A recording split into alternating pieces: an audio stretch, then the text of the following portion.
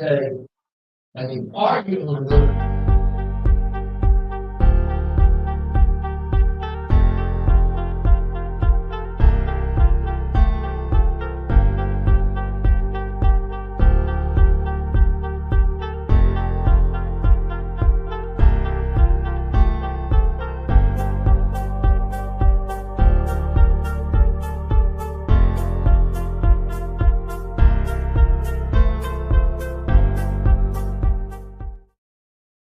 On that one street north of Belgrade.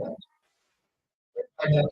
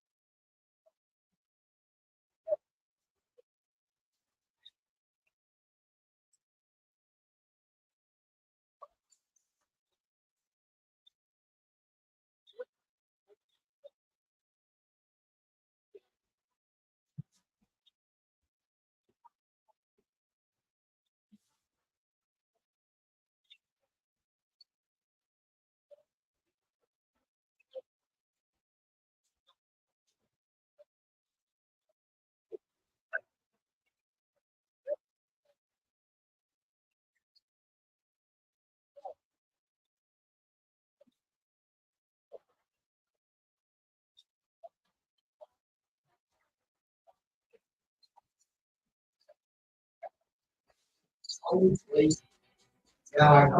again, everybody. This is Louis Nor. Welcome you to the Enhanced Sports Show. No, it's not Saturday. We didn't, but you didn't miss anything. Yesterday I was not able to do the show, so we're doing a special Sunday edition. Or if you're racing fans, it's Sunday, Sunday, Sunday. Sorry, I had to do that. Yeah, so this is a one time only. Oh, good, she's gone. One time only on Sunday before we go back to our regular Saturday schedule. The number is 512-543-4662. Repeat again, 512-543-4662. Don't forget our other shows with Marcel McGee from 6 to 7 on Saturday nights with his DMV Sports Report. Kevin Dixon, who will probably be going to 6 to 8 either this week or next week as we begin Monday Night Football. And of course, check us out on YouTube. Just go to YouTube and type in the Enhanced Sports Show, and you'll hear the show in its entirety.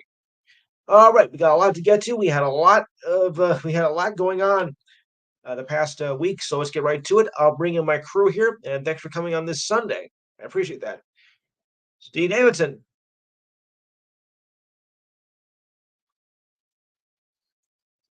Diane. Mike. I always feel like doing that. Like I don't think I'm growing pains. Mike. Just a force of habit. And Greg's here. Good. All right. So, as we usually do at this time of the month, we always go over the calendar and the standings. There is a lot going on in September. Of course, college football and the NFL football starts its regular season on Thursday. The college football's already begun.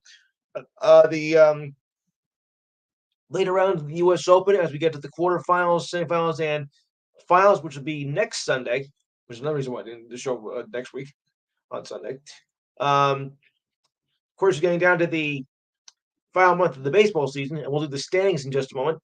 The Ryder Cup Golf Tournament, which will be mid-September, as well, if I'm not mistaken. Yeah, if I'm not mistaken. We'll get to that later, Greg. We'll get to that a little bit later. Yeah,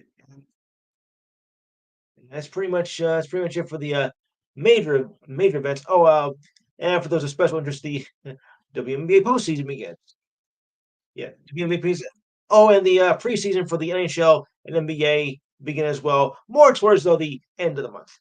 Hello, Matthew. All right, so while we're on the subject of baseball, and pretty much for the first hour, we'll probably do as much as baseball and football news as much as possible. I will squeeze in some golf, Greg. So trying to go too far. All right, so let's get started with the monthly standings of baseball as we enter the final month of the regular season, and it goes like this: in the American League East, the Yankees are 79-57, have a game and a half lead over the Orioles, 70-59. The game is still going right. Oh boy. If you're a Yankee fan, you might want to look away from the scoreboard right now. I'm trying to. The Red Sox are 9 back at 70-66, still decent.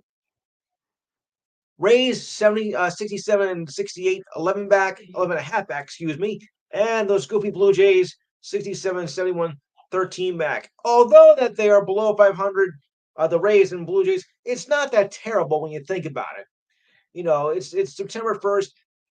Yeah, likely they're out of the playoff picture, but still they can end with a decent record. All five teams, I think, this has been the best division in baseball all season, and I do believe that all five teams are going to end up with an above 500 record, even though it's going to leave some teams out of postseason contention.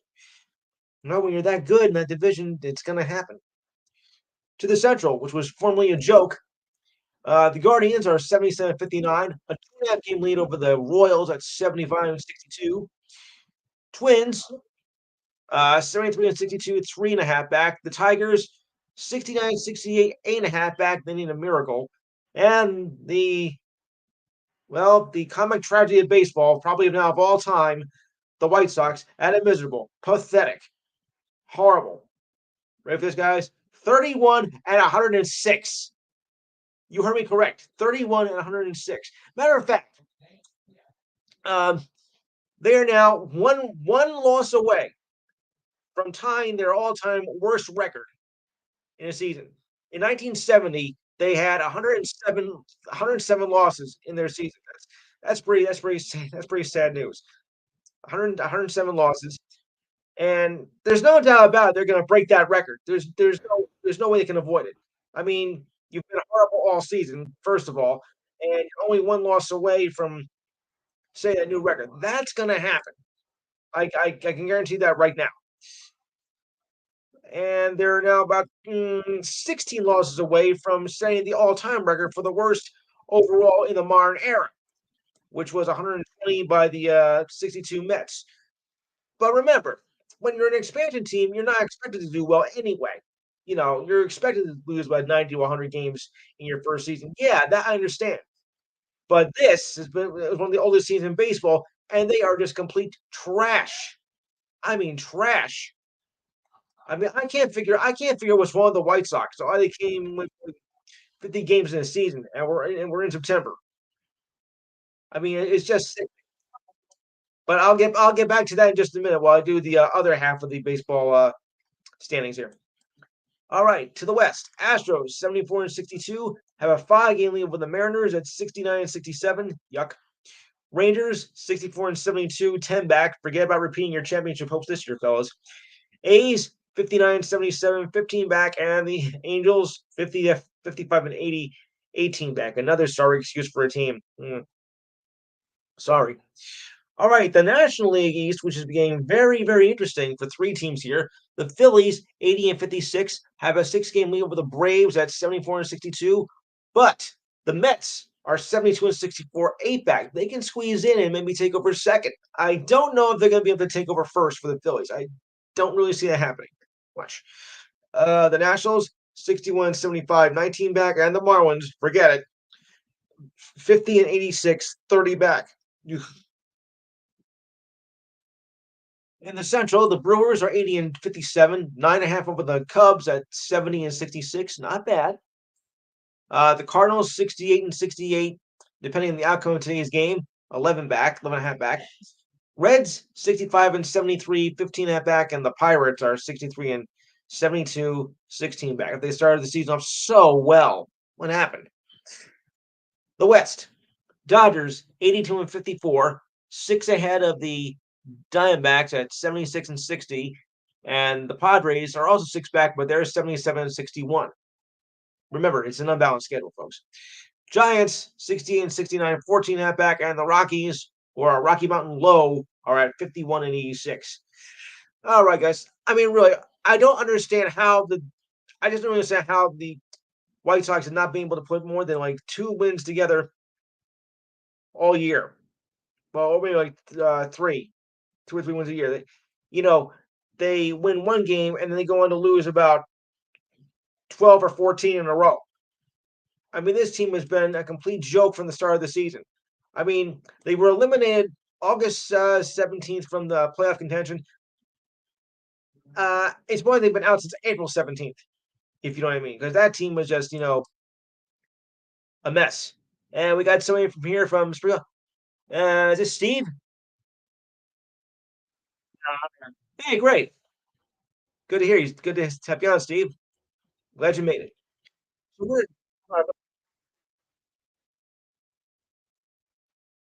So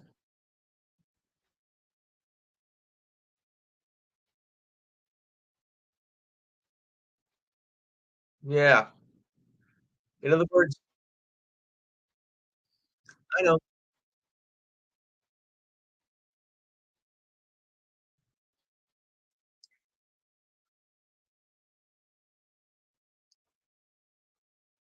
Well, I wouldn't say your Red Sox are that bad. I mean, I'm not a big fan of course, but they're holding their own right now. I don't think they're gonna make the postseason, but at least they're not having an atrocious record like say, the Marlins or the A's, the Angels, and above all, of course, the White Sox. I mean, that's just a comic tragedy.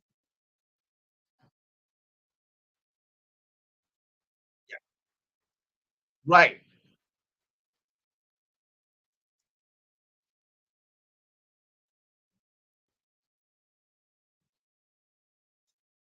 Yes.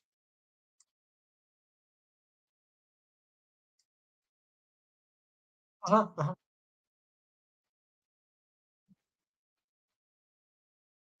You can say that again. I mean, this is beyond epic proportion. I mean, we never thought we would see the day when they would break. I didn't think we'd see the when anybody would break the Mets record.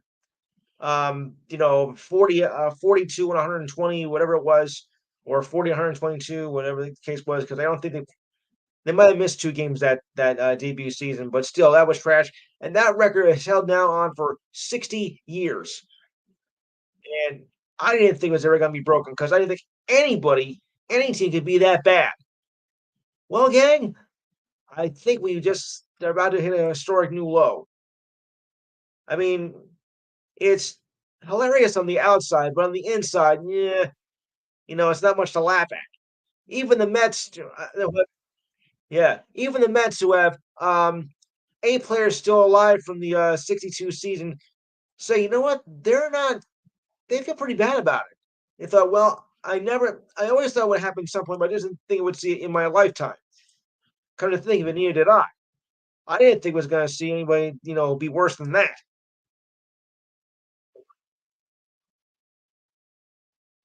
Yeah,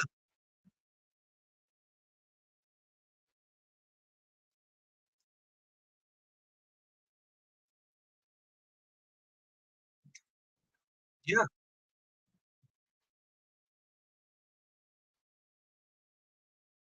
yes, yeah.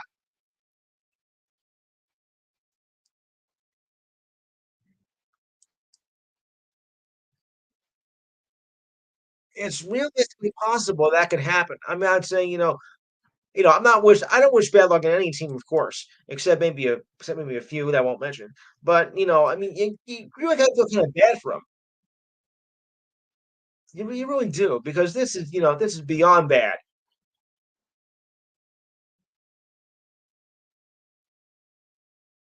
Yeah, I know, but still, I mean,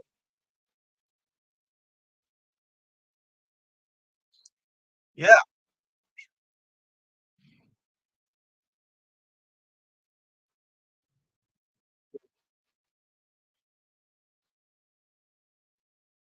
removed. Yeah. So, okay, now we're down to like 26 games, counting now, and I mean they're gonna break the record for the worst in franchise history. That's a given. That's a given right there. But now 16 losses away from the dubious distinction of being crowned the worst team of all time. So, and it's a record nobody wants to break. There have been teams that come close though, very close. Like the Tigers in 2003, they came close to that. They were just one loss away from doing that. They lost 119 games that season, and they also lost 115 games in the 20 um, no, the 2019 they lost 114. So Detroit's been really bad.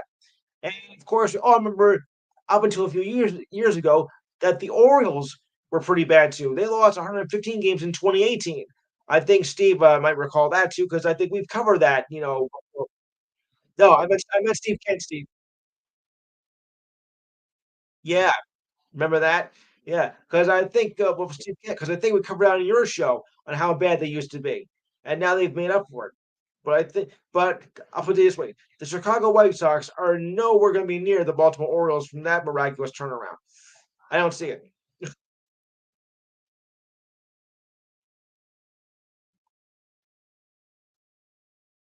Mhm. Yes.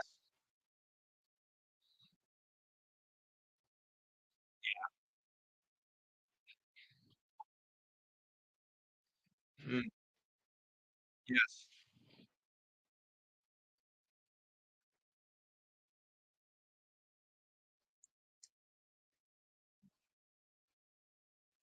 Right.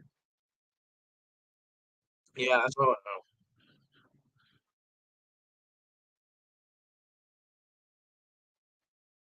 Yes.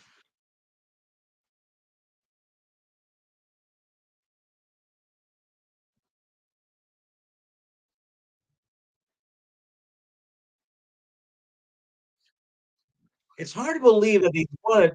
It's hard to believe that they did win that in 2005 because, and of course with the well, one of the greatest moments of that series, I think we can all pinpoint that one. I think you know what I'm talking about, right?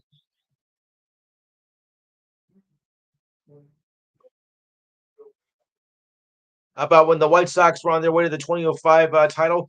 I think there's one defining moment that set that right there.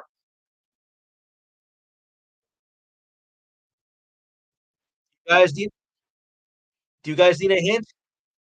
Do you guys need a hint? Game two,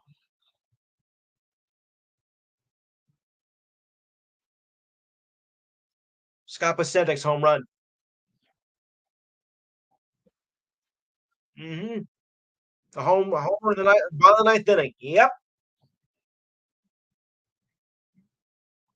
and that was a year after the Dead Sox. I mean, the Red Sox won the World Series. Sorry, nothing personal. Nothing personal.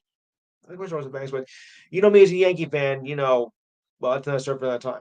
So, does anybody else have a comment on the White Sox road to road to infamy in this disastrous season of 2024? Yeah. Anybody? I guess not. All right. On the opposite side of things, now it's pretty much a given that the Yankees are going to make are going to make the postseason, of course, and so are the Orioles. But it's going to be it's going to be tough down the stretch of who's going to get the division and who's going to get the wild card because they're neck and neck, and they've been neck and neck all season, just like I expected. I mean, if everybody thinks that wasn't going to happen. Well, I hate to say I told you so, but gotta look down further down the road. Does anybody think, besides me, well, let's put this way, is there anybody here who thinks the Yankees will not make the World Series come October? Steve Davis, I'll start that with you. Coming from a Nationals fan, of course. Okay. Uh, Diane. Okay. Okay. I appreciate everybody's honesty. Sometimes honesty has to be brutally honest, and I understand that. Mike, No, no. Will the Yankees make the World Series this year?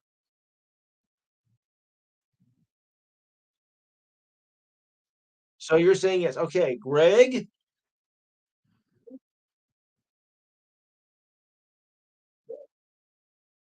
his mic is open, but he's not answering. Okay, Matthew.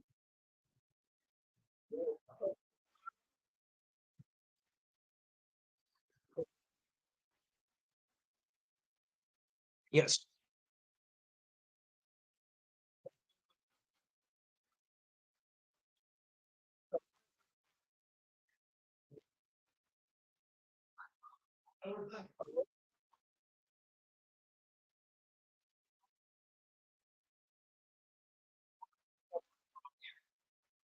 No, of course not. Right. I get it. Well, I mean, it's not gonna be a walk in any park, to be honest with you. Not just Central Park.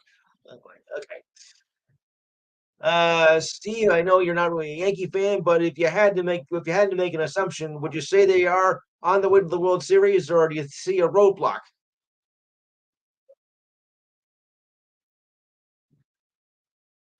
Steve Kent. Steve, yeah, you would. Steve Kent,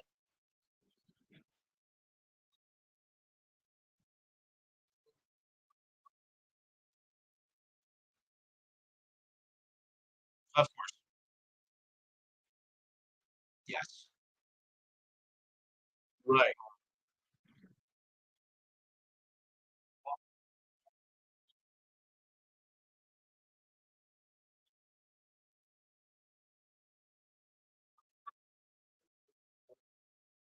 Yes. Yes. Uh-huh.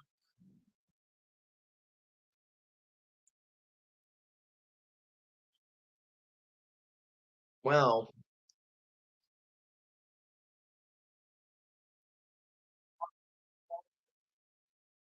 yeah.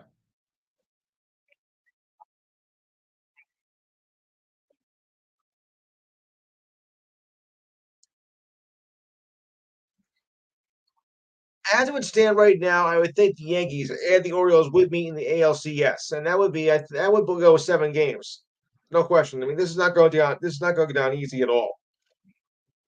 I mean, it's not the same as say the Red Sox and the Yankees, but these two teams know each other just as well. You're playing the same division. You play 19 to 21 games a year. These two teams know each other. They breathe on each other. They and whatever else. One at a time, guys. One at a time. I think I got some more trolls here.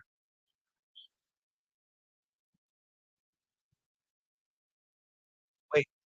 Oh, I'll bring it back, Ray. Okay. All right. Okay. Little confusion here. That's okay. So if they can get past through the Orioles, I don't see any roadblock at all. I don't see anything really like in the National League that could really challenge the Yankees. I know a lot of people are thinking, "Hey, what about another Subway World Series?" Yeah, I think Philly would have to say something about that before the Mets can make any plans for a Subway Series in October. So let's get that through. I mean, they still got to catch Atlanta. So what's the way to see about that? Remember, the regular season finale in the MLB is 4 weeks from right now, September 29th. If you forget that, mark it on your calendar. Right?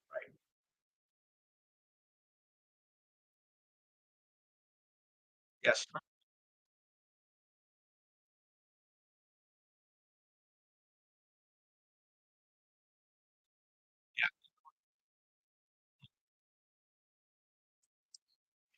Right.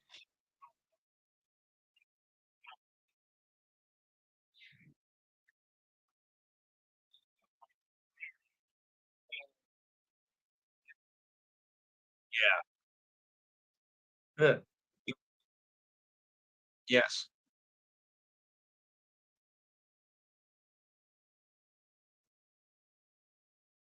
Yeah.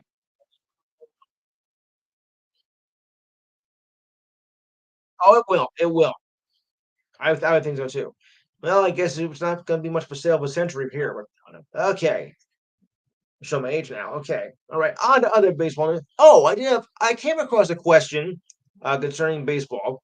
I don't know if anybody saw the comment on Facebook or not, but let's say now this is hypothetically now. This is not a right or wrong answer here.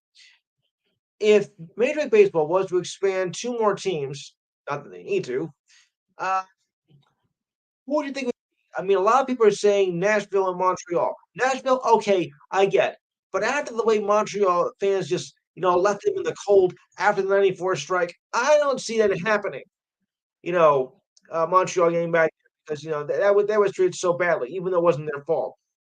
You know, Nashville looks like a good place. I mean, the state of Tennessee has, the Tennessee Titans. They have the Yahoos in hockey. I mean, the Predators. Sorry. Um, Well, you have the Grizzlies, but that's Memphis. But same state, but different city. But it still serves probably the general. So the Tennessee area has been doing it well with its sports teams, and I think that Nashville would be a great opportunity to have a baseball team there. But I was thinking more, um, if not Montreal for baseball, I would think maybe Vancouver. I mean, you got a lot of Vancouver fans who are, I think, say Seattle Mariners fans. So I think maybe they had a team of their own. You know, yeah, yeah. I mean, you can try to see out for Vancouver.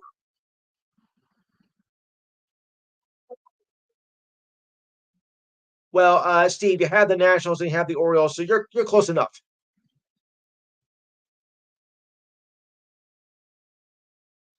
Yeah,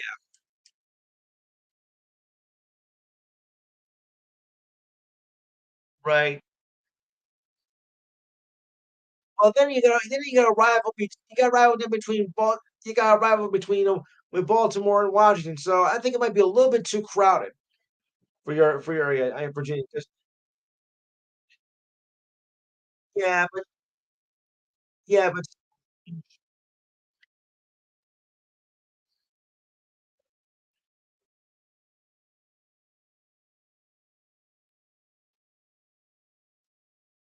uh, you got both. You got the Orioles. You got the Nationals. So I think you're pretty good. I think.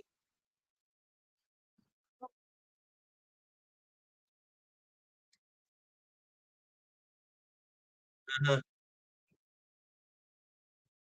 Yeah, all right. So, but I was still thinking. Go ahead.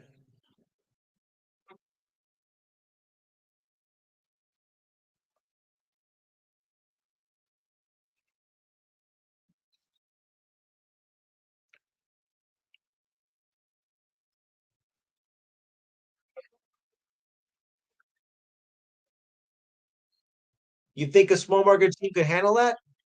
I mean, it's a pretty small market. It's a pretty small market though. But then again, if Memphis can get a basketball team and Nashville can get a hockey team, so yeah, I see your point there, man.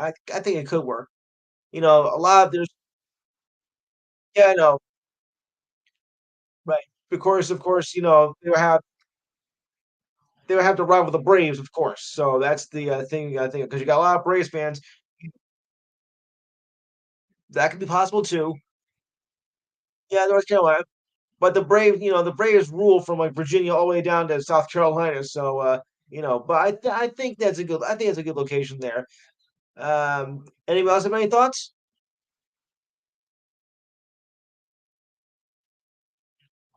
Yeah,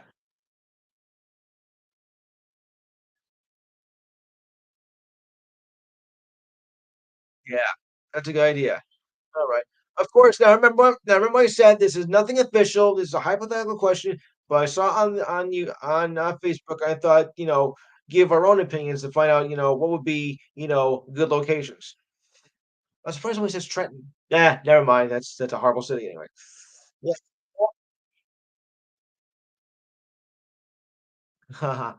Well,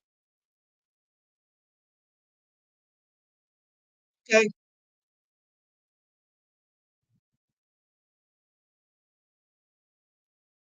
Yes.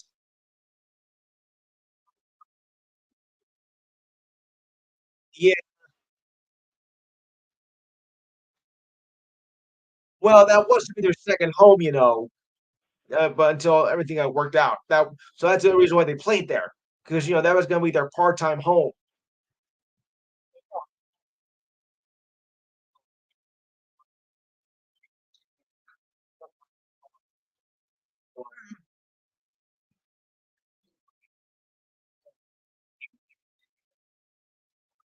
I see. Yeah, you may have some.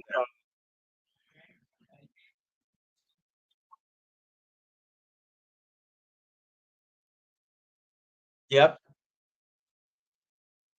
Throwing.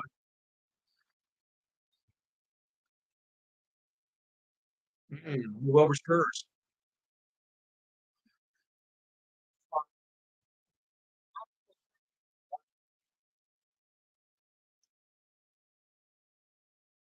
That's true. Seattle did that, so yeah, I guess so. Because before the Seattle Mariners, they had the Seattle Pilots in '69, and that moved. So but I'm still thinking, because you got set, because it's like you bolted on them, and like, why would you want them back?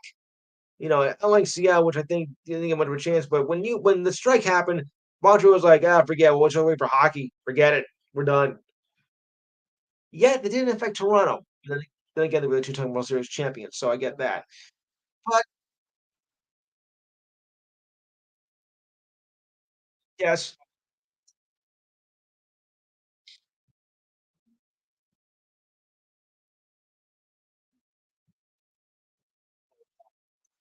right.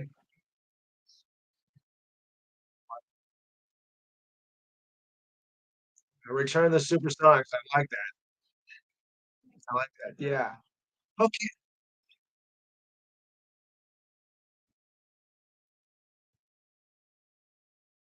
I get it. They wouldn't allow him to retain the name. Okay. I get it. Yeah. But I thought they were thinking of doing that. I thought they were thinking of retaining the name if that happened, but I could be wrong. All right. So now we can move on. Um, I should have covered this last week, but we ran out of time, so I'm just going to go over it right now.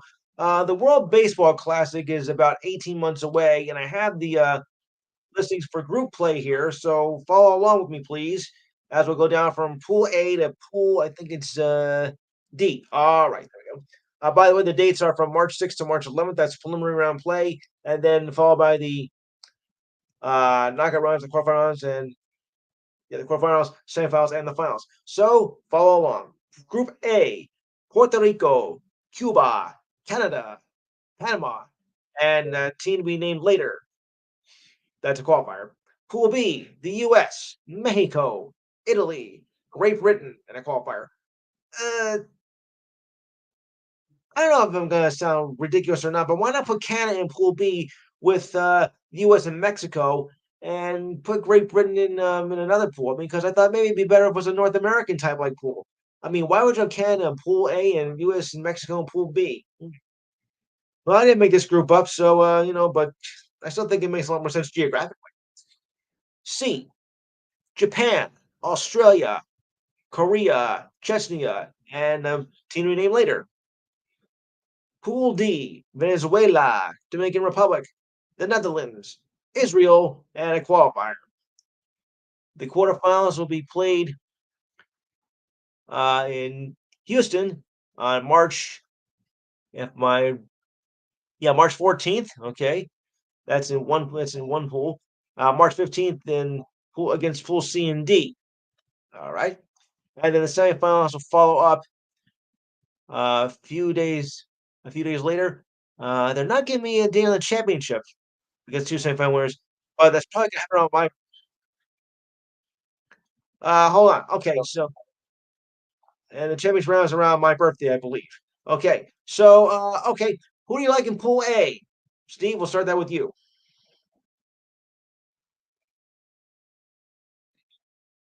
That's in Pool B, Steve. But okay, I'll tell you what. I'll tell you what we'll do. Um, we'll go through the pool. Okay, you tell me the pool you want, and we'll go through it. Okay. So, Steve, what pool are you gonna look for? And the U.S., right? All right. Steve Kent.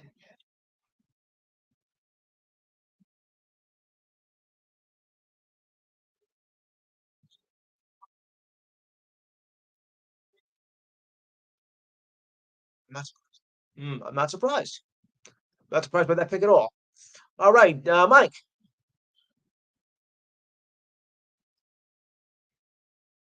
Mike. All right, move on. Matthew.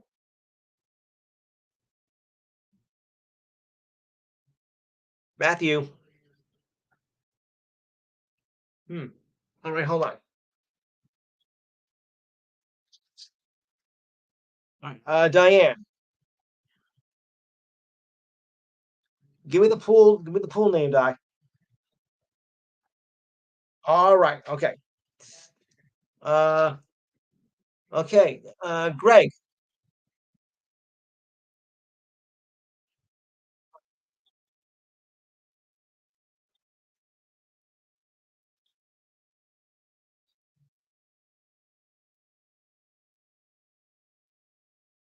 Okay. Yes. Sure.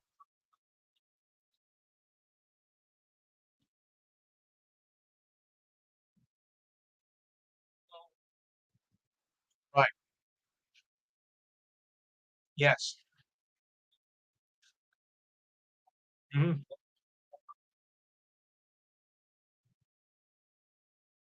Yeah. Um, yes. Right. Mike. Mike, are you there?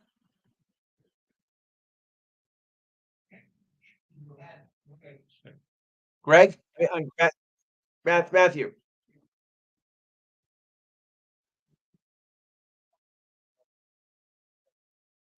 If I were to take something in pool, I think I'd go with Cuba and pool B, the U.S.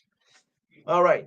Hey, Greg, I need your take on what's happening in the U.S. Open because we had some pretty good upsets this week. I mean, you had the Joker who lost to an up and comer who we've probably never heard of, and the Golden Wonder Boy, Alcatraz. I mean Alcars, who lost in his it's a little joke, folks. It's all it is that he lost in his third round matchup. I mean, two of the top three in the men's bracket went down in pretty good upset fashion here. So, what's your take on that?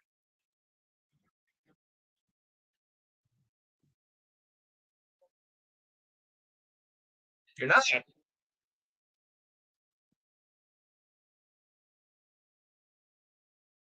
Yeah, right. Yes, he did.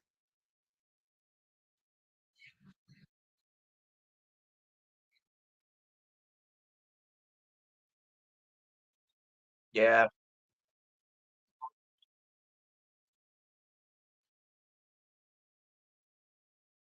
Mhm. Yeah. Yeah.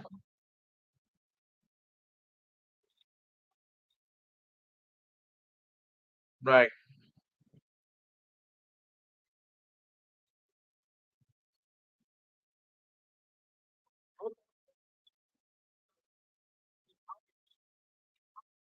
Yes. Never. Mhm.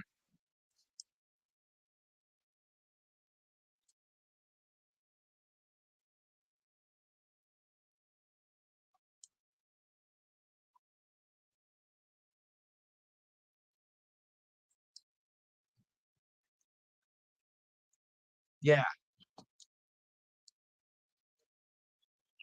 Obviously. I mean, this is only the third time since the Open era in 1968 that two of the top three did not advance. It's only happened twice before, back in 1973 and 2000, that something this miraculous has happened. The fourth round. It was just, yeah,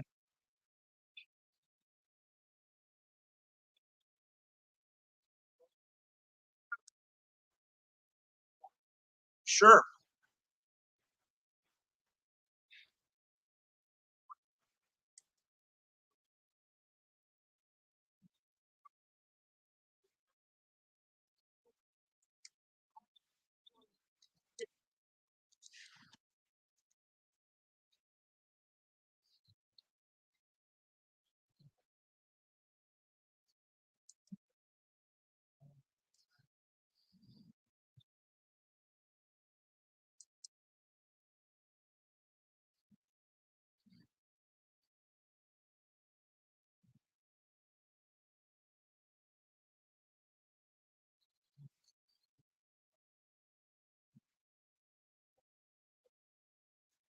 Absolutely. Yeah, definitely the better player. No, we'll do it now. We'll do it now. Go ahead.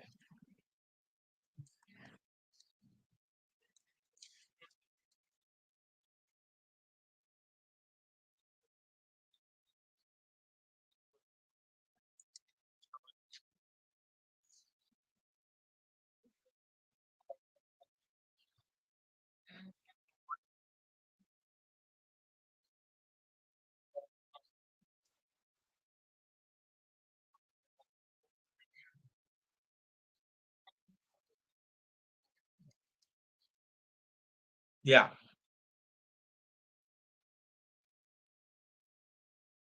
Right.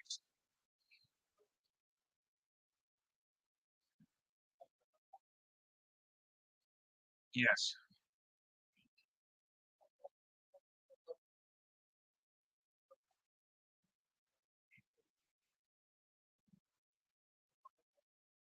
Yeah.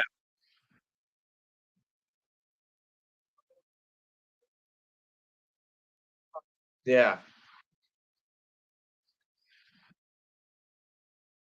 Montgomery. I think he did too.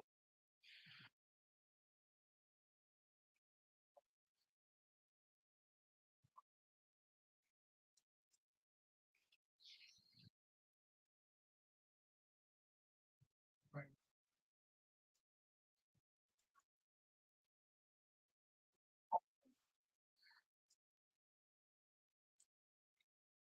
Hurry.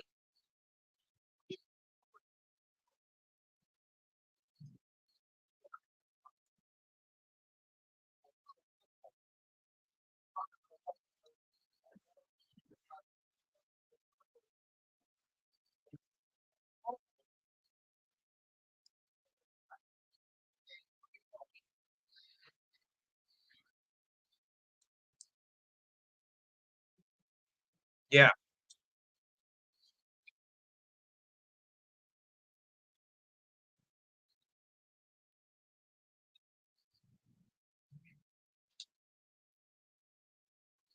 Yes.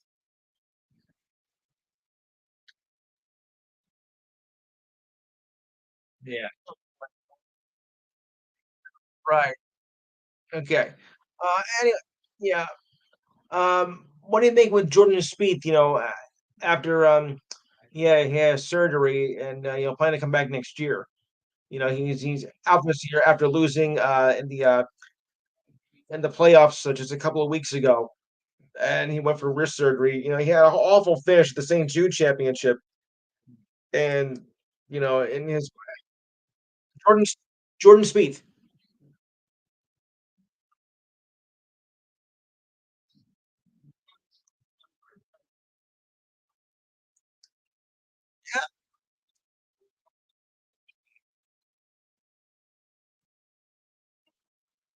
Ah,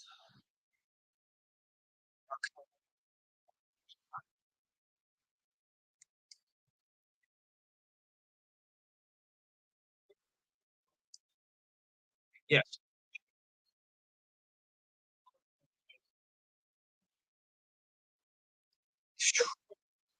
that's a place to have a golf course.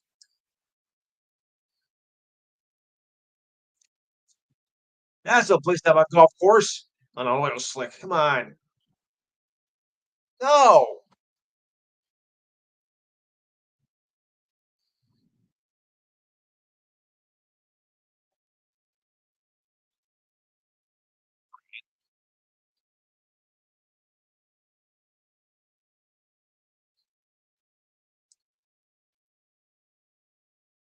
Yeah,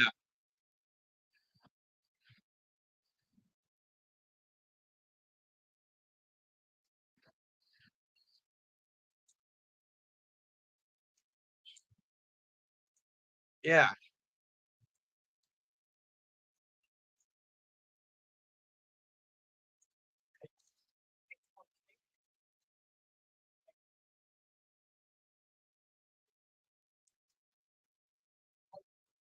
sure. Yeah, Right. Yeah. But, he was battling with this issue for several years now, and glad he's been able to take care of it. So, look.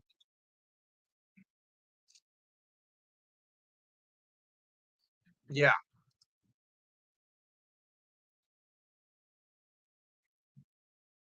He had the, uh he had the surgery on he had the surgery on August 18th. Um, but he announced it on August 18th that he has to go undergo surgery. No, no, no. No, because that's down with the top 30 in this event, and he finished way down the pack at 68th. As a matter of fact, I'm going to go to some golfing news right now here on the Tour Championship, and it goes like this. Right now, uh, I wish thing was okay. There we that's all right. Because Scotty Scheffler is in the lead right now, has a one-stroke lead over Colin Morikawa. Smith, uh, right? No, he's one stroke behind. Wow, yeah. Alexander Scheffler, yeah. Alexander Scheffler's tied for fourth.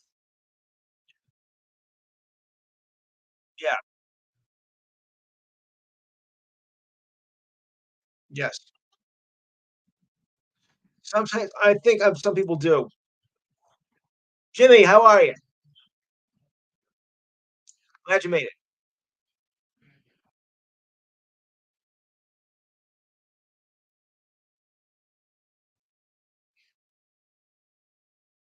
Yes. So the top four actually are all Americans. Scheffler, Markawa, Thenya, and Russell Hensley. Alexander Scheffler is also tied for fourth, so he's pretty much in the mix. But this last day of competition, I think it's kind of compared to a two-man race. No,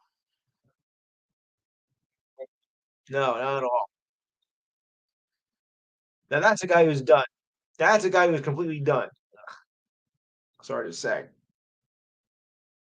Yeah, but it's gonna come down to yeah, most of the players are done. It's now down to Scheffler and Markawa as they're on the 17th hole right now. Everybody else in this field has now finished. The ones who qualified the tournament. Because right now, yes, then okay, then it's the President's Cup then, correct? This year? Okay. Okay, the President's Cup. I knew it was one of them. I looked at these mixed up anyway. All right. So right now it's Scheffler and Markawa finishing up, and it's gonna come down. I think the last hole here is they're just one stroke of each other. So my next because then when I do the nightly wrap up, I'll have this in for sure. So stick around, guys. This is gonna be a fight to the finish here.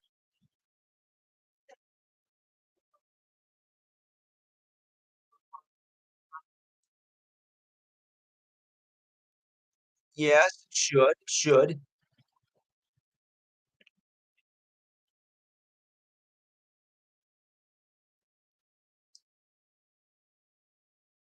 Yeah. All right. Now I've heard something here that I found a little bit kind of wacky. Well, Greg follows Rutgers football as much as I do. So listen to this, guys. Rutgers put an exclamation point in the first week game over a poor guy named Howard. Sorry, Howard. Uh, by punching a touchdown as time expired to make the score 44-7. I mean, the game was over anyway, so it didn't even matter there. Bison coach Larry Scott did not appreciate the decision, and with the Scarlet Knights coach Greg Schiano know about it. He was like, "Well, yeah, you ought to, you know." With just 7 seconds left in the fourth quarter, Rutgers had a 38-7 lead and possessed the ball on the 11-yard line of Howard. Instead of taking a knee and letting time expire, which would be the logical thing to do in a game like that, the Scarlet Knights ran one more play and ran back. The running back Antoine Raymond barreled his way through the end zone for one last touchdown. Yeah, I think you have the game in hand. You're up 30-7. I don't think that was right. Just to get one more play in, just to make it more of a blowout. I am, of course, under Frank words, but you won the game anyway. You didn't need to add insult to injury here. I mean, really. So he may have a bit of a point. When the two coaches shook hands at midfield, Scott said something to Shiano while pointing to the end zone, and then they parted ways. They may be it looked like maybe the end of it, but Shiano circled back and continued the conversation while walking off the field. Oh boy, them spotting words.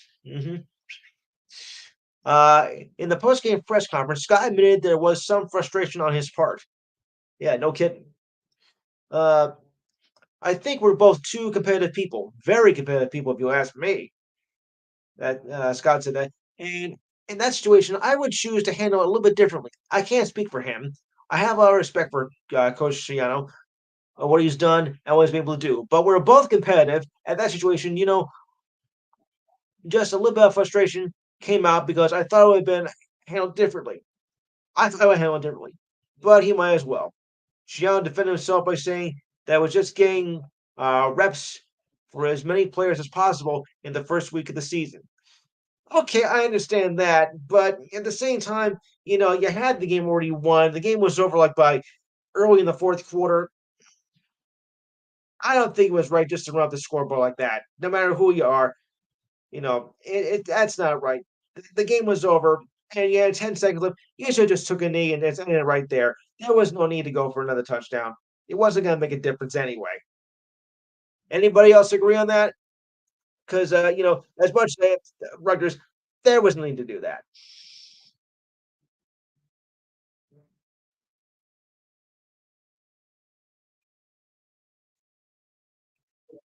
Or Howard?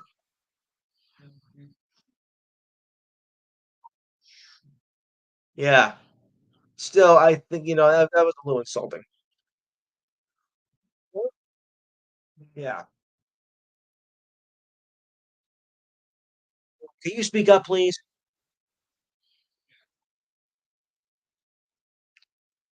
Yes, yes. We'll get that later.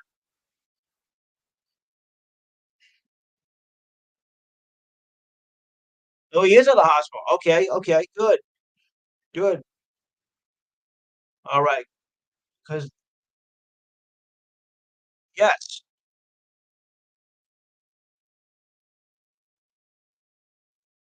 yeah,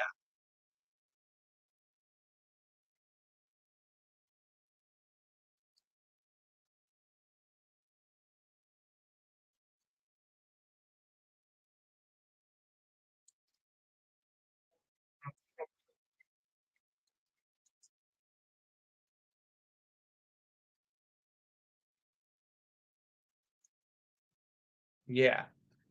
All right. And of course, there was another tragic incident. Although it was in the world of hockey, but we'll get to that in a little bit. I think right now we should go to our football picks because that's going to take a while. So we'll go to that right now. There's only one game for this week in the NFL circuit, and that would be, of course, the Ravens against the Kansas City Chiefs. As you all know, wait a minute, not through. As you all know, since the Thursday night game came into effect, the winner of the Super Bowl always gets the first game of the season. Of course, that's just all the celebration and whatnot, and the home team gets it. And I thought, it's become an annual tradition. So, being there's only one game this week, we'll do the pro first, and then we'll do the college. I'm not going to do every college game, of course, because that would take forever. So I'm going to go around the room, and I'm going to ask Steve. We only got 2 hours. Oh, right, right. The Thursday Friday game. I forgot about the Friday game. I wonder if I can get that on my schedule on my computer here. All right, so we'll do both games then. Why not? All right, so the Thursday game, as I said, the Ravens versus the Chiefs. Steve, who do you like? Ooh, all right, Diane, Mike, Matt, Jimmy.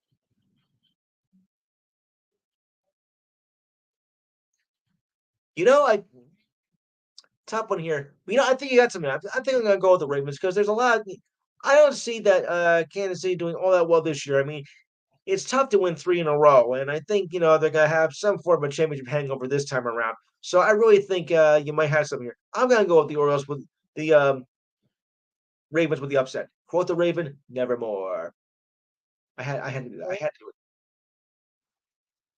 I had to do it. Yeah, Diane and I are big Edgar Allan Poe fans. Well, somewhat. All right, we're trying to get another caller here. Some of you know him, some of you don't. But we'll get to that in a little bit. No, I'm not gonna say who it is. Kind of guy do you think I am? All right. So, yeah, I forgot about the Friday game. That game was on Peacock, or you can get off your computer. Up, Scheffler just won it. He just won the tournament. Breaking news.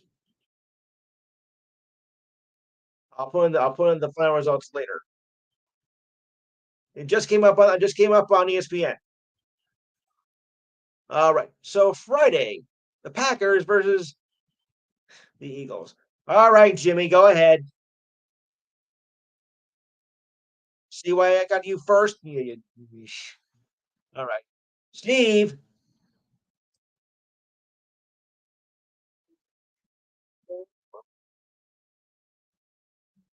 you would you repeat that again, please? Diane. Okay. Mike, Matt,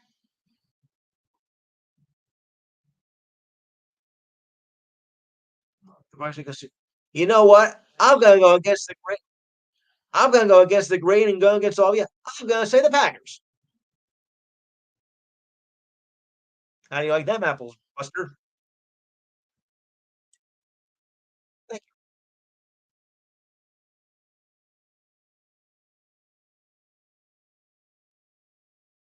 you. Yeah, isn't that interesting?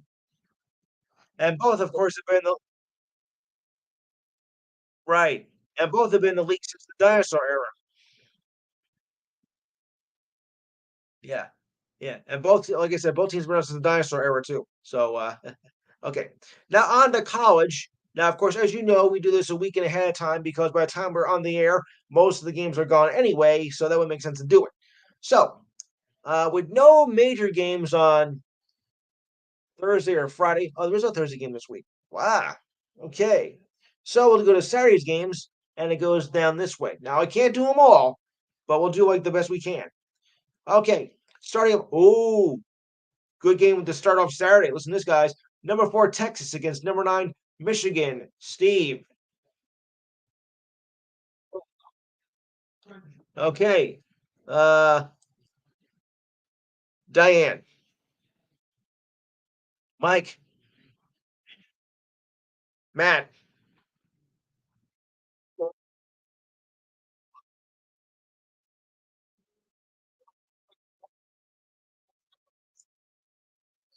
Yeah. Okay. Jimmy. I'm going with the upset. I'm going with Penn State. I've been right before, you know. Okay. All right. Next game. Uh, where'd it go? Where'd it go? Oh, here we go. Okay, this should be easy. Penn State again. I'm sorry. Oh, I got the wrong way. I said, wait, let's do it again. Texas and Michigan. You all say Michigan, though, right? I'm going with Texas. It's Texas, Michigan. But you're all still going Michigan, right? I'm going with Texas. Yeah, but Michigan is at home and they usually do better at home. But so they might think of it as an upset. Somewhat. Okay. Number 8, this should be easy. Number 8, Penn State against Bowling Green. Is there anyone here who thinks that Bowling Green has a chance?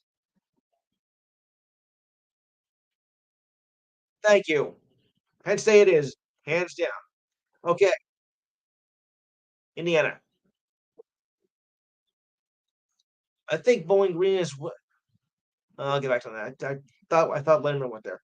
Okay, number 17, Oklahoma State versus Arkansas. This one looks a little tricky. Steve, Mike, Diane,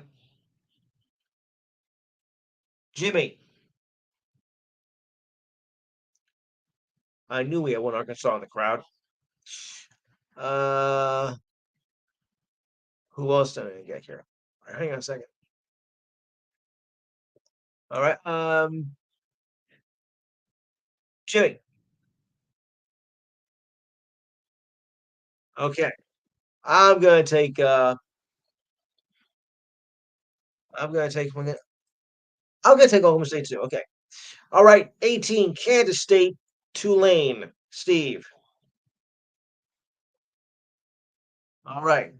Mike. Just Kansas State, not Kansas City. But okay. Diane. Matthew. Jimmy. Kansas State it is. Okay. For us local fans out here, Akron, Rutgers. All right. I'm gonna start with the local crew here. Mike. Diane. Jimmy. All right. Now outside the Jersey area. Steve. Matthew. Rutgers it is. Okay. Let's hope they can make it two in a row. I hope you're right. All right. Okay. Back to the national side of things here. All right. Texas A&M versus McNeese. Steve. Right. Mike. Diane. Jimmy. That's in Tennessee. Jimmy. And Matthew.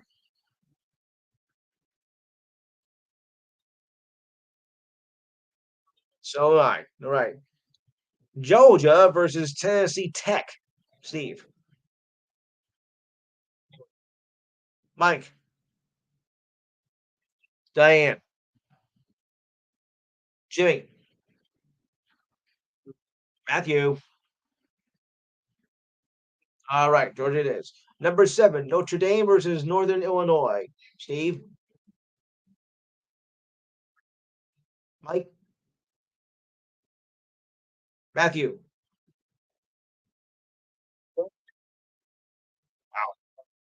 Diane.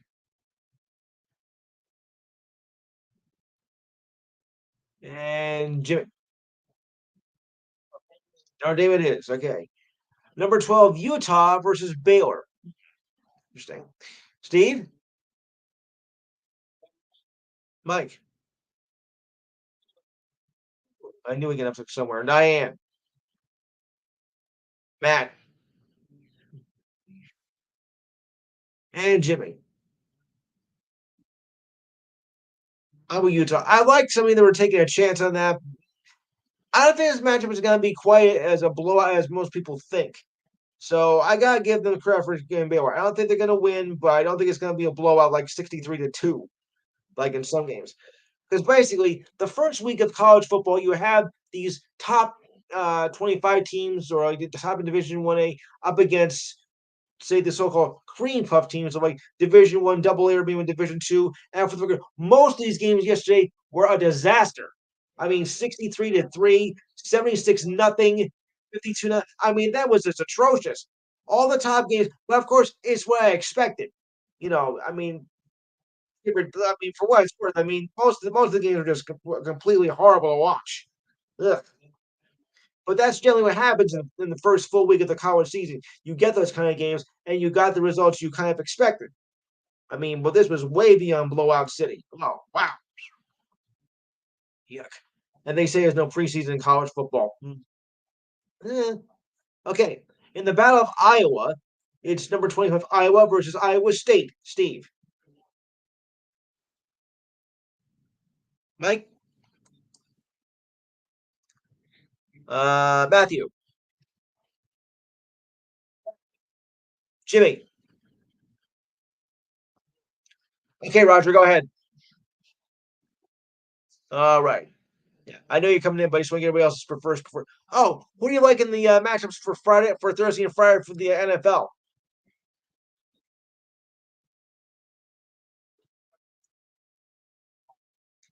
No, no. Okay, I'll read down wait. I'll read down the matchups again after we do the college football picks here, because I didn't get yours for NFL. All right. Where we?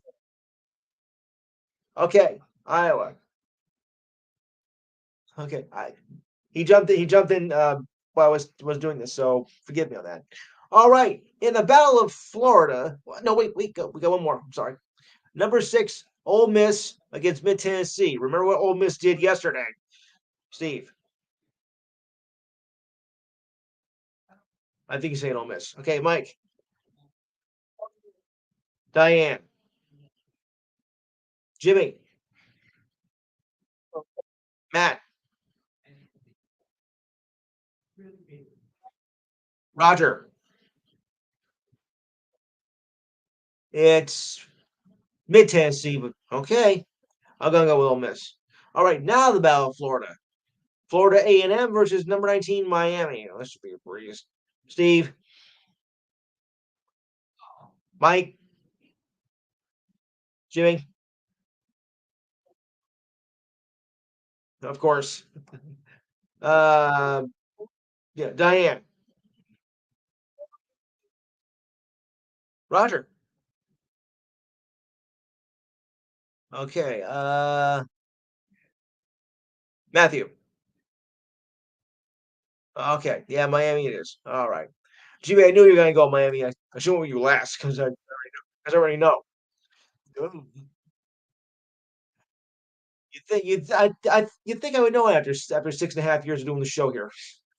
That's a 6 o'clock game just before we go off the air. Oh, great. Okay, number 5, Bama versus South Florida. Excuse me. Okay, can we all agree that Alabama is going to just rip South Florida apart?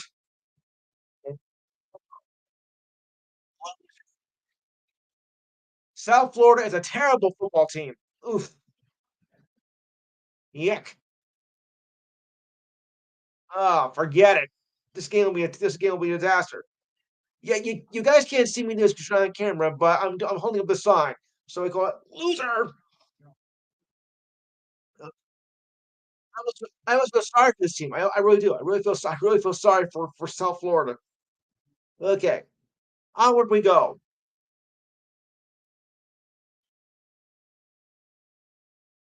Take your own choice on that one. Okay, number 11, Miss number 11, Missouri, however you put it, against Buffalo. Steve.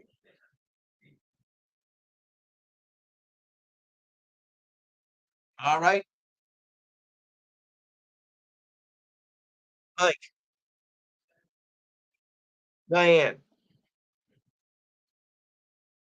Mm. Remember, this is not the NFL. Okay, she likes Buffalo, no matter if it's pro or college. She doesn't matter. All right, uh, Jimmy, Jimmy, Jimmy, Roger, and Matt. I gotta go Missouri. Sorry, Buffalo. It's not the Buffalo Bills, guys, but I think I know what you're trying to tell me. You like Buffalo or either or. I get it. All right. Kansas versus Illinois. Steve. All right. Mike, Matt, Roger, Jimmy. I am. Over the rainbow we go. Yuck. Okay. Uh, this looks like to be a kind of a blowout here.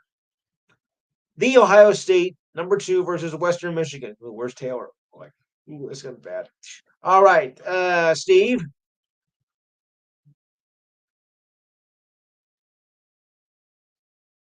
This is Ohio State. Okay. Okay. Mike, Jimmy, Roger, Matthew, and Diane. Thank you. That's my line, but thanks. All right, number 13. Yeah, to make it official. I do it too, guys. Okay, number 13, LSU versus like a Division two school, Nicholas. Now they're semi-famous, but yeah, I don't mean St. Nicholas either. I think we can all agree that LSU is going to win this game very easily, right? All together, everybody all together. You guys call yourself a chorus. You guys call yourself a chorus? Yeah, I forget where. Oh, okay. Now one of the big, more interesting games of the day. Listen to this one carefully. Number 15, Tennessee versus North Carolina State. Well, this could be good. Steve. Yeah,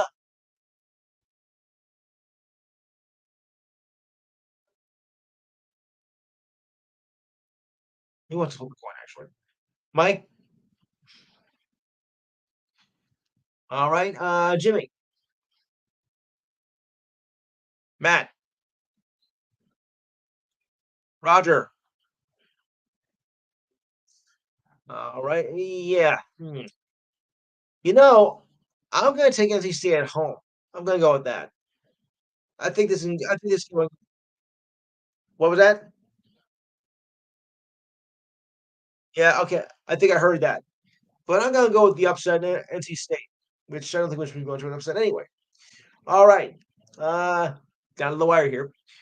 Number 14. No, I'm sorry. Number 16, Oklahoma versus Houston. Steve. That's my line. Thanks. Diane. Matt. Jimmy. Roger. Matthew. Unanimous it is. Okay, I'm thinking one, two. Number 14, Clemson trying to revenge. Like, okay. All right. To revenge his loss from last week, Clemson, number 14, will go up against App State. They can pull some upsets, though. Steve? All right. Right. Okay. Mike. Matt.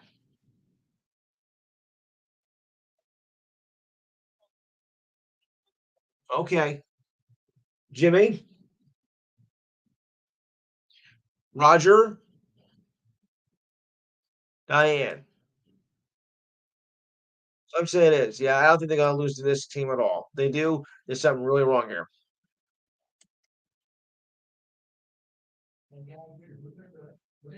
Okay. Just a second here. My thumb was going to come in. All right, moving on. Okay, this should be neat. No, I can't say it's going to be an easy one. Oregon versus Boise State. I think it's going to be too easy. Steve, see what I mean? Okay, Mike, Matt.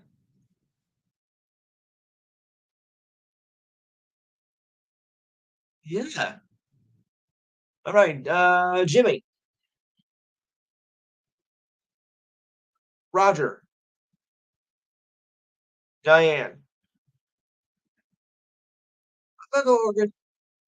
I'm gonna go Oregon too, but I don't think it's gonna be a blowout. Okay, I think this is the last top 25 matchup. Nope, I think there's two left. Okay, number 21, Arizona versus Northern Arizona. Steve, right? Mike, Jimmy, Roger, Northern Arizona. No, Arizona versus Northern Arizona. Right. Okay. Who was I on right now? Okay, Diane. Okay. Did I miss anybody? Arizona. Okay, I'm going to Arizona too. Finally, yes. And finally, USC versus Utah State. Steve. Mike,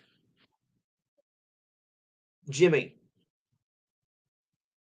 Roger, Matt, Diane. I'm gonna go USC as well. Okay, that's our top 25 matchup. I can't do all these, you know. It would take forever to do that. All right.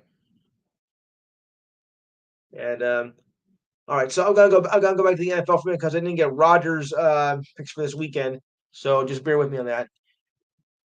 All right. So anyway, Roger, Thursday's game, of course, has the championship with the Chiefs taking on the Ravens. Who do you like?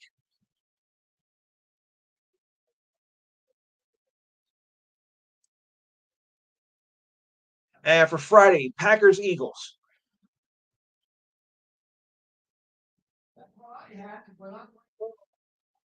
Packers Eagles on Friday.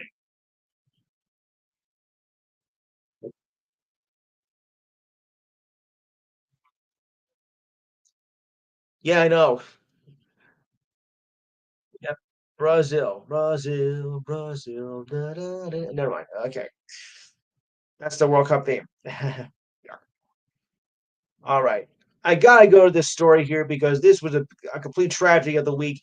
You know, as much as of course, that we always hate to bring very bad news, but as a reporter, you can't help it because there is bad news, of course, that happens um, over the course of the week in the sports world, and I don't think anything could be said of what happened late Thursday, and we got the report on Friday morning.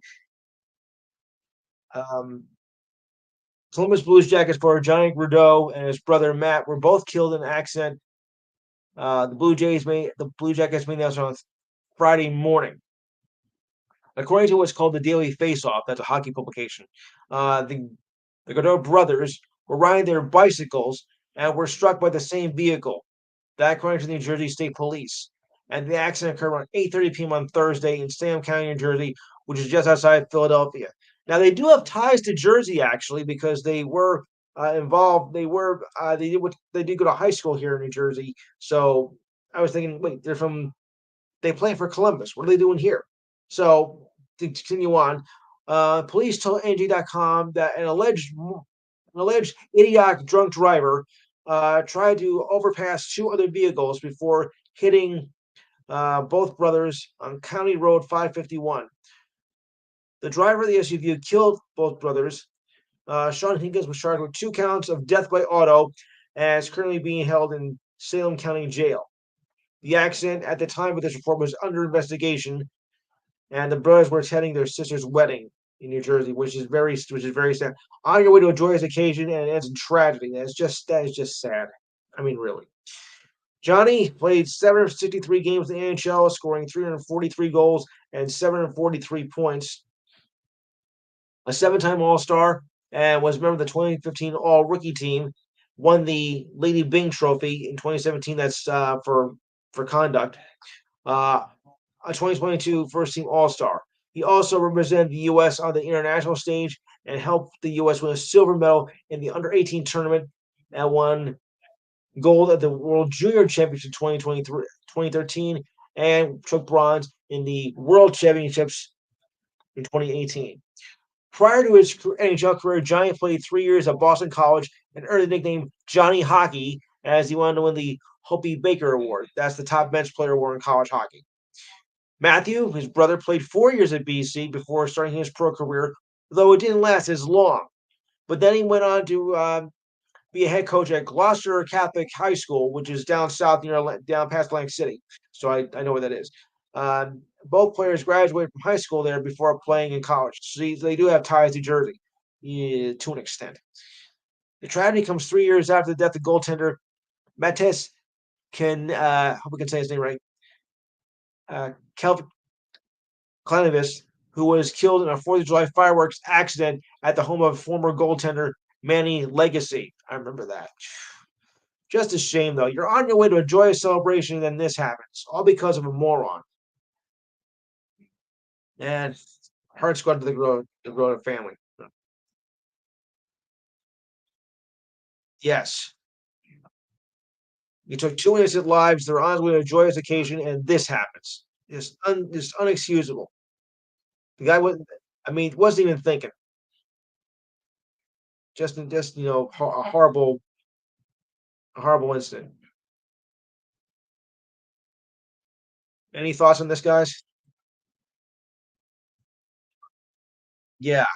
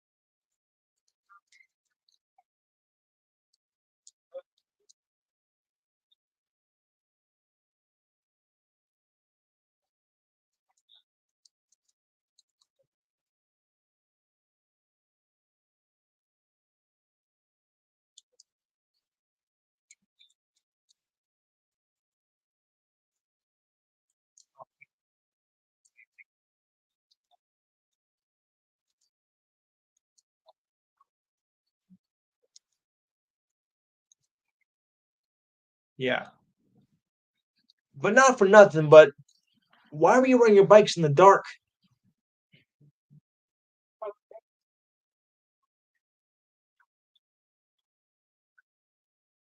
Yeah,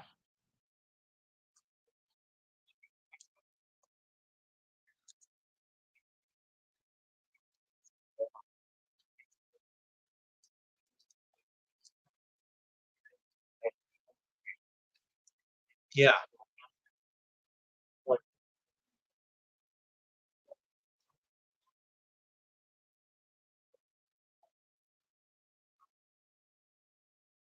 yeah.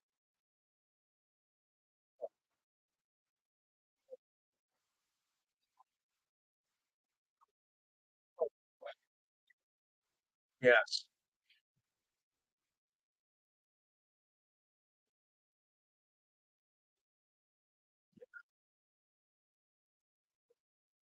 No, obviously they don't care.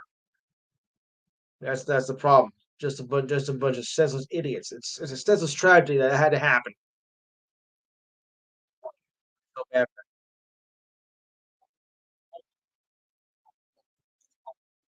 Yes. We got another call.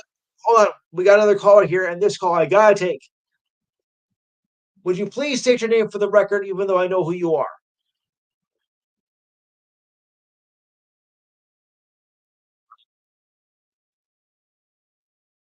Nice try. Ladies and gentlemen, this is Ralph Garcia. Right, exactly. Yeah,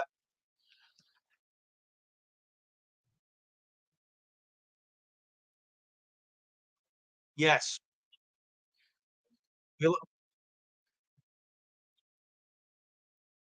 Right. Yeah. So, well, we're going all over this. I actually wanted to ask you something about baseball. Now, I asked this question earlier to the group, but I want to get your opinion as well. If Major League Baseball wanted to get two more expansion teams in, where do you think they would belong? If that were to happen, this is just hypothetically, Ralph. If it's not definite. If that were to happen, because some say Nashville and some say Montreal. I was thinking other places. So, what about you?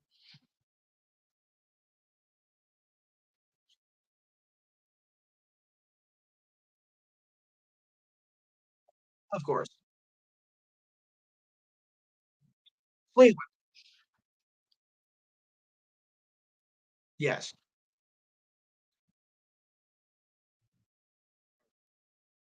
Yes, sir.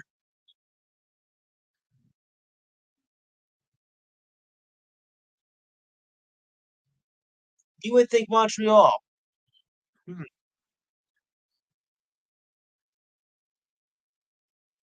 right. Yeah.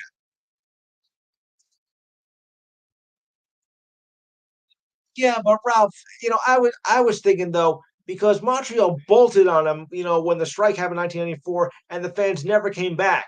So I thought, like, yeah, why would they want to put that themselves again? Yes.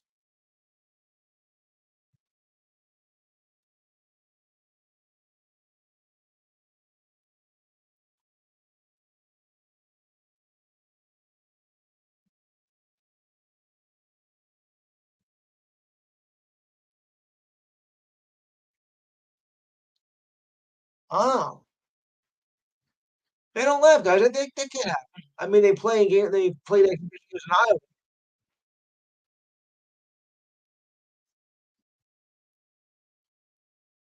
Thank you. Thanks. Yeah, yeah. See, you see about the logic there, Steve? Yeah. You got to factor in that.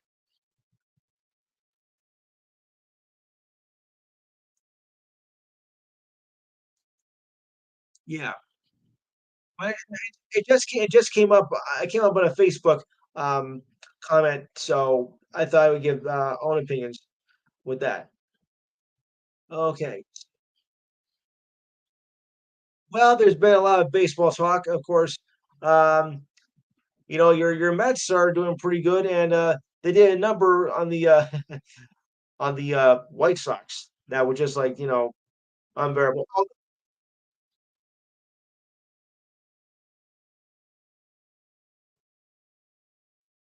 yes, yes, no,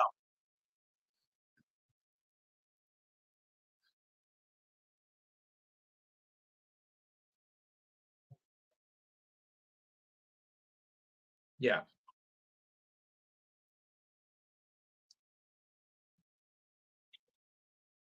right, correct. Mhm. I mean, for the most part, Rob, the AL Central has been a lot better this year because, for those of you who don't know, I do another show with a guy from Taylor Phillips out of Michigan, and we refer to the AL Central as the AL Comedy Central because that division's been so bad for a long time now. They've improved for the most part, all except for the White Sox. So, they've been better, but the White Sox are now looking at being the worst team of all time. They're gonna break their record for most record for loss by the franchise, but I would think it's a very high probability they will set the record for the worst season of all time in Major League Baseball history. Ugh, sick. Yeah. Yeah. A comic tragedy if I ever saw one.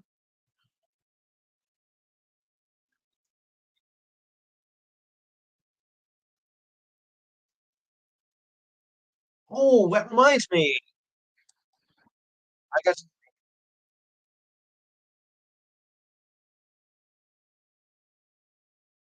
mm, my girl, Caitlin, my girl. Yeah. Which reminds me, we have some WNBA news here I wanna pass along here. In their fourth match of the season, the Indiana Fever came from way behind to defeat the Chicago Sky. Turned to be a blowout anyway, 181. Rookie sensation Caitlin Clark scored 31 points and 12 rebounds. This was on Friday. With that win, the Fever take the season series 3-1. Hey, Alan, how are you? Good, thanks. The Sky took an early Yeah, the Sky took an early charge in the first quarter, were up 21-9, and looked towards an easy victory. But Kelsey Mitchell and Lexi Hall of the Fever had something to say about that by the end of the third quarter. Clark tied the game with a 3-point shot, then hit another to take the lead, and the Fever took control from there. The Sky did keep the game close in the third quarter, but Angel Reese and Mikola Henri both committed 4 personal fouls. Shame on you. eh, and affected the Sky's effort on defense. Clark hit 5 of 9 3 pointers and was 10 for 11 from the free throw line. Um, Mitchell followed with 23 points. Now, Alicia Smith had 14 points and 7 rebounds, and Hall at 11 points and was 3 for 4 from 3 point range. Reese, Reese, yeah, yeah, yes, right. So am I.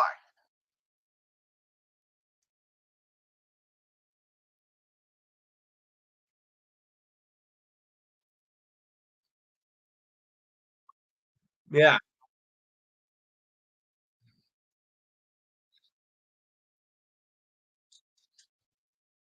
yep,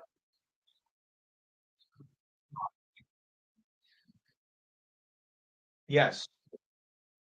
I would not be surprised if Angel Reese breaks that record.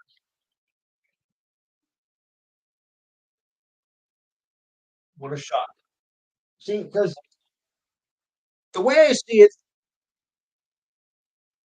yes, the way I see it, guys, the way I see it, guys, is like this. Clark scores all the points. Well, I say all the points, but she scores the points. But Reese is the best in the rebounding department. So I think it's that's why it's a little toss up between who is going to get Rookie of the Year. I know a lot of people say, "Oh, why don't you just call it a tie?" Well, I wish we could, but I don't think that's possible to do. I mean, it does make a good argument, though.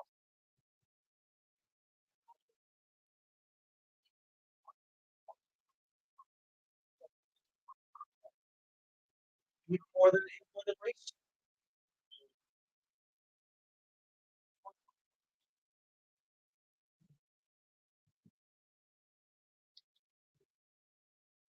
Hmm. Get the game in. Okay,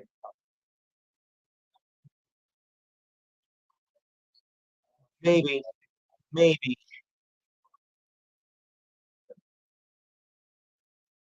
Well, you don't get the attention for being bad.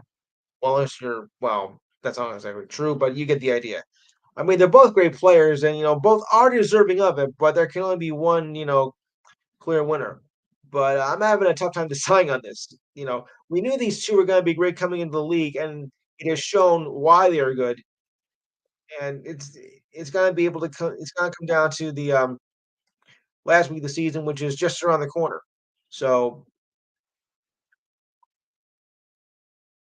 you didn't. I did.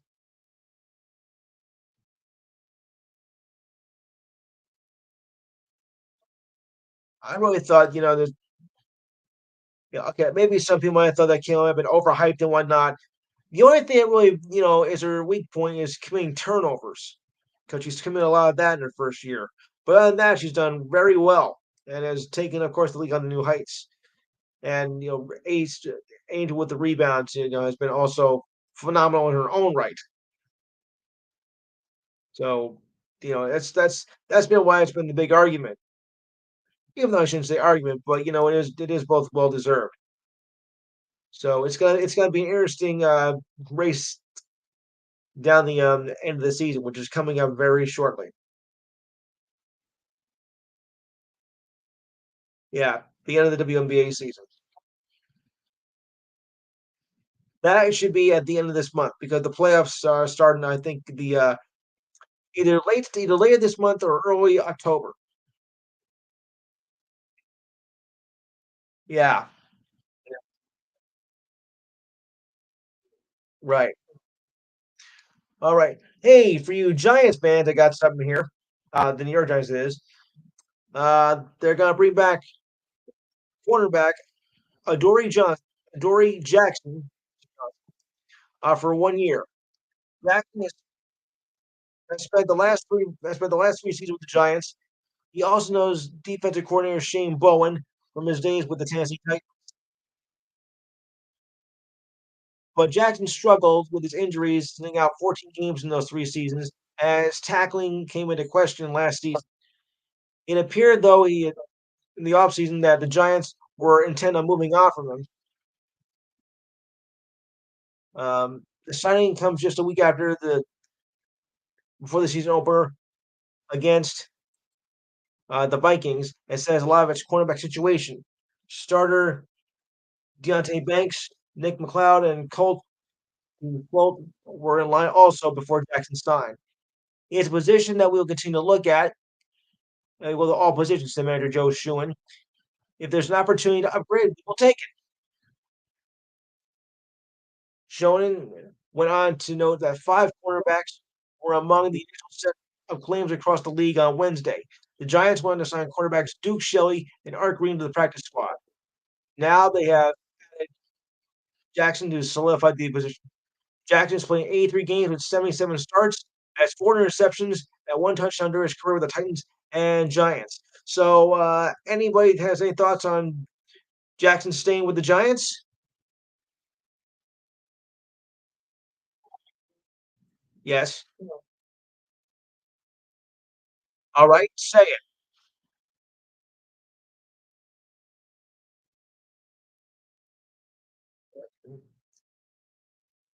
It's your it's your dime, your dance floor, Miriam.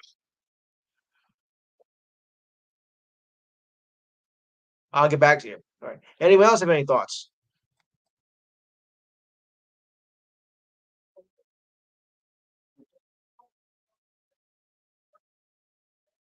Yeah, they signed their cornerback to a 1-year deal. No, no, cornerback, not quarterback. I said cornerback. Cornerback.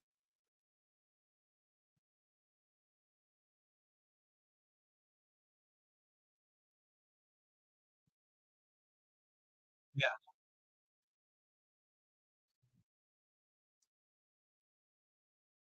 yeah,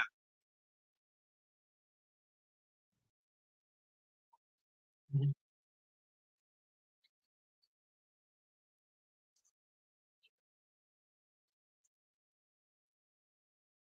yeah,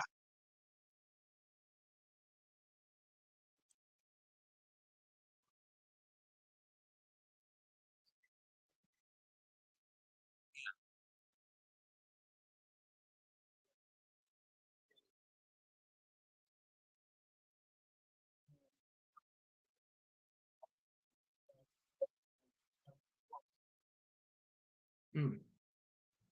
Oh, yeah,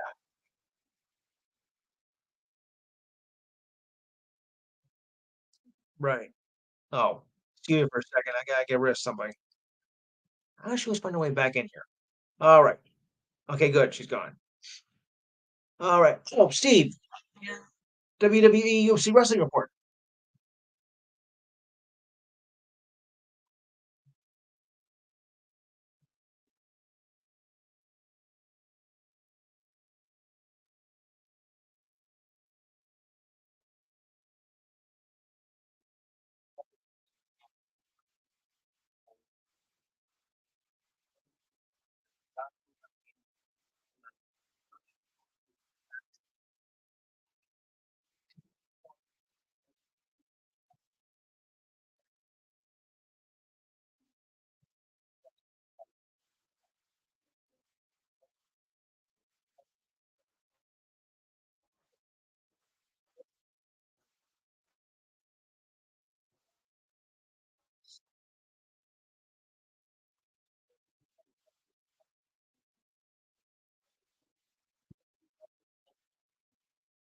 'Cause Diane, your trivia.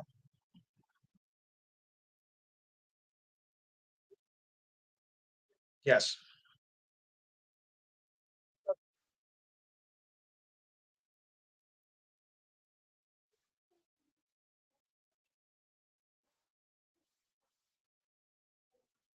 48. 12. Oh, wow. Oh, gee.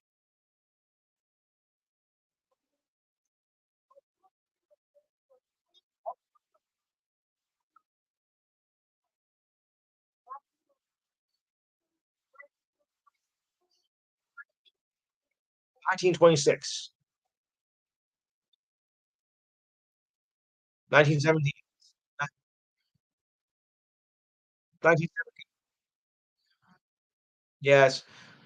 Well, because the well, because remember, because remember the league didn't come official till 1926, so I was thinking that. But I guess if they're going to refer back to the pre-NHL days, okay, I get it. Well, don't forget that was in the pre-NHL days. They were a team that was now I think they're the Canadiens. Okay, a few more notes here. Ace pitcher of the Dodgers, Clayton Kershaw.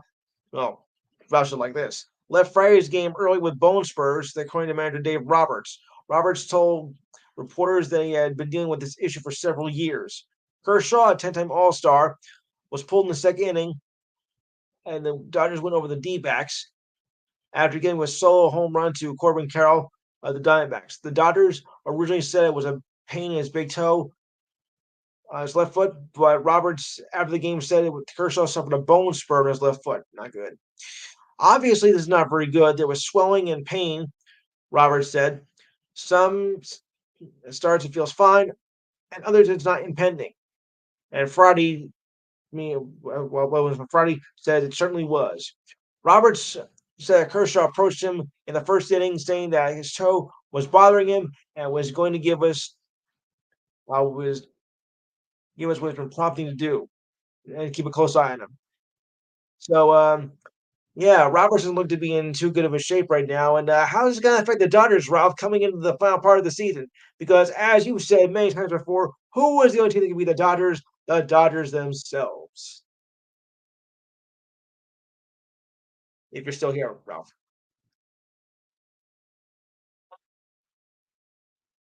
Yeah. Right. So, enough on that. Oh, and the other injury to report, first round draft pick of the 49ers, Ricky Pearsall, was shot during a robbery attempt in San Francisco's Union Square.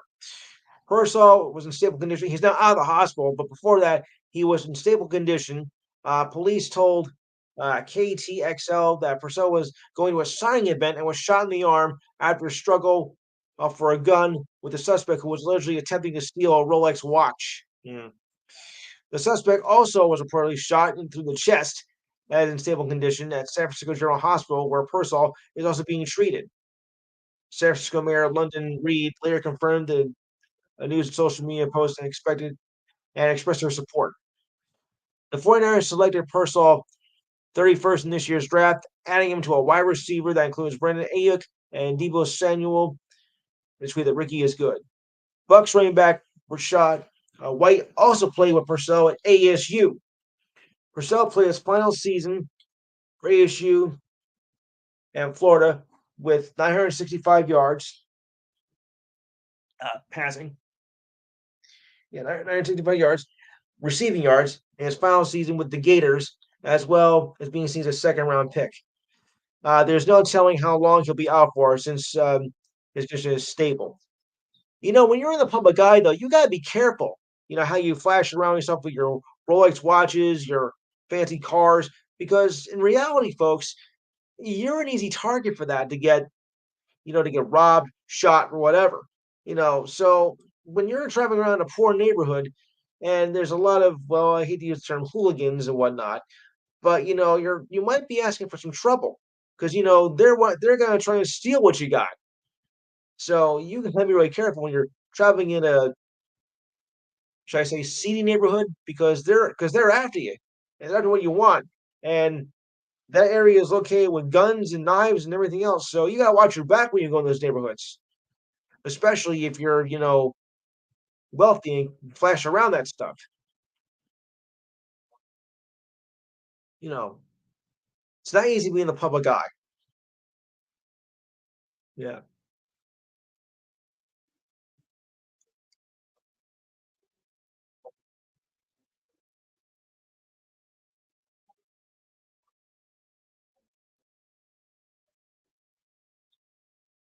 What was his name again, Steve?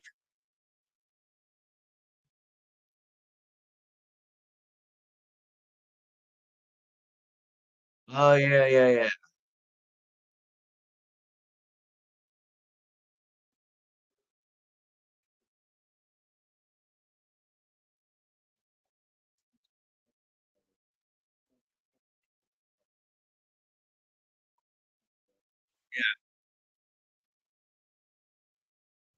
Right. Oh, our hearts go out to all you wrestling fans out there, and just sorry to hear that. Yeah,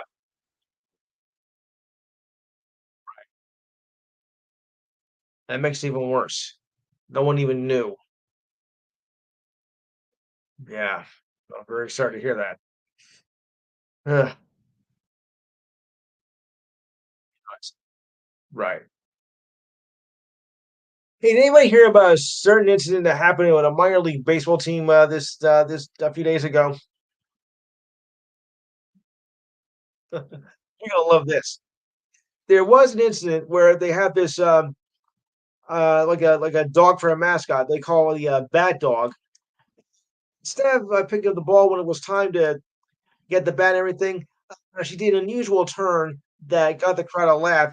As the dog was running around all the bases and was just like doing her well, and it just going and it just drove the crowd into a frenzy.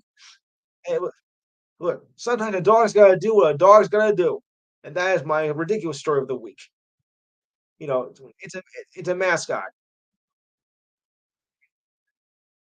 I know, but it's the ridiculous sign of the week. Yeah, that's one of my features on the show, Ralph. The ridiculous sign of the week, and I thought, hey, this might get a few laughs, so why not?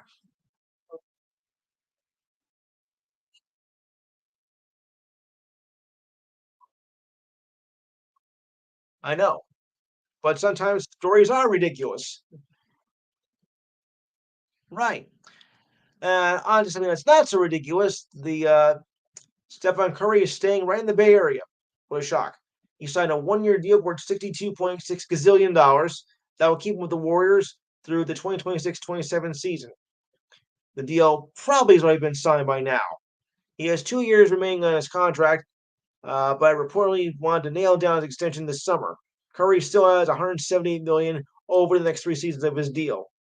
Although the Warriors wanted to extend it for a longer period, it is limited to 1 year as a result of the league's over 38 rule, which I do find kind of ridiculous there. Per ESPN, under the current CBA, teams cannot offer contracts of 4 more years for players who turn 38 years of age or who will turn 38 during the contract. Curry will be 38 in 2026, and I'll be 56 by then at the start of the extension. Curry has spent his entire career with the Warriors since he was drafted in 2009. During an interview with Yahoo Sports in July, he says he wants to be a Warrior for life.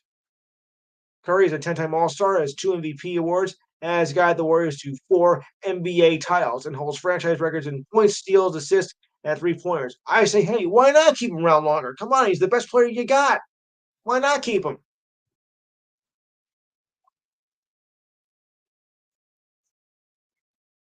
That is stupid. That is a stupid rule, to be honest with you. The over 38 rule. It's kind of like a semi ridiculous sign of the week die. I mean, I don't get the point. The over 38 rule. What kind of a rule is that? Over 38. I mean, some players have played till like they're 40 and 45. Yeah. Okay, I got one time for one more article. More than 4 years after we lost Kobe Bryant in a tragic helicopter crash, he still continued to receive posthumous honors. Back in February, a statue with his likeness depicted him at the end of his 81-point game back in the 2005-06 season. I remember that. That was unveiled outside the crypto arena, sometimes known as the house that Kobe built. More recently, a second statue was built in his honors with his relationship with his daughter Gianna, who was also killed in the crash. A third statue that was hold it, I'm not done yet. Will depict will depict Bryant wearing number 24, where he wore during his second half of his 20-year career. That was planned to be revealed during this upcoming season, but that does not likely appear to happen now, according to Kobe Price of the Southern California News Group. Fans have been wondering what the third statue would look like and what pose it will feature. Will it depict the Lakers defeating the Celtics in Game 7 of the 2010 finals, or will it be based on another memorable moment in the later phase of the Black Mama's career? Black Mama's. It looks like fans have to wait a little bit longer. If it was me making the decision, I think I'd choose the Game 7 being the Celtics in 2010. Ooh, I love to see that again. Stick with them. Yeah, but to wait a whole another year, well, but I still like the idea, with this with them being the Celtics in that final for the ultimate victory. Yeah. Okay, a quick look at this week in history, if I can get there in time. Oh boy, this is usually our last feature of the show. For those of you who don't tune in regularly. By the way, if you like what you heard on this show, don't forget our regular time Saturdays between 4 and 6. So just give you a heads up on that. And I hope you do it. And I hope you guys who haven't been regulars on the Saturday edition, please feel free to join in. All right, if I can find any recent history here. There we go. I like to look at recent history here. Okay, so on we go. Future Hall of Fame first baseman Lou Gehrig hit third Grand Slam in 4 days and 6 homers in consecutive games as the Yankees beat the Red Sox this day in 1931. Oh yeah. On to trying to find more recent history here. 1964, Giants reliever Matsuri Mukiyama becomes the first Japanese-born player to appear in the U.S. baseball. On debut, the Osaka native throws a scoreless inning in a 4-1 loss to the Mets. And the Mets were even good back that time in 64 either. Mhm.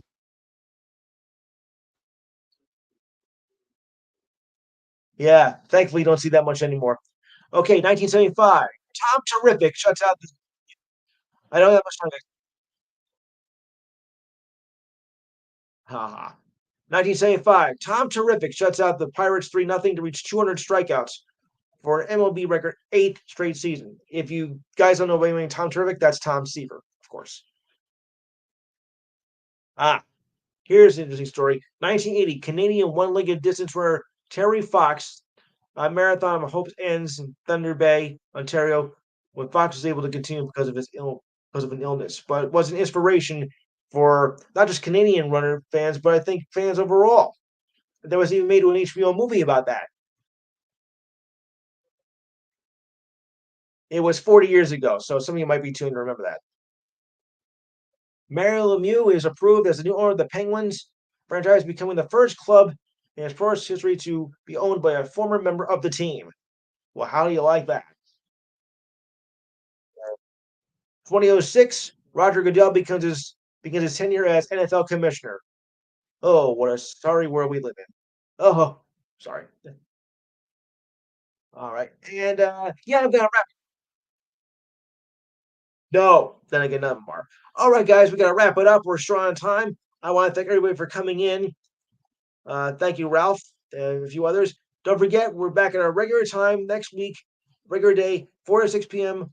on Saturday, and I hope you guys can call in. On that note, have a good week. Good night.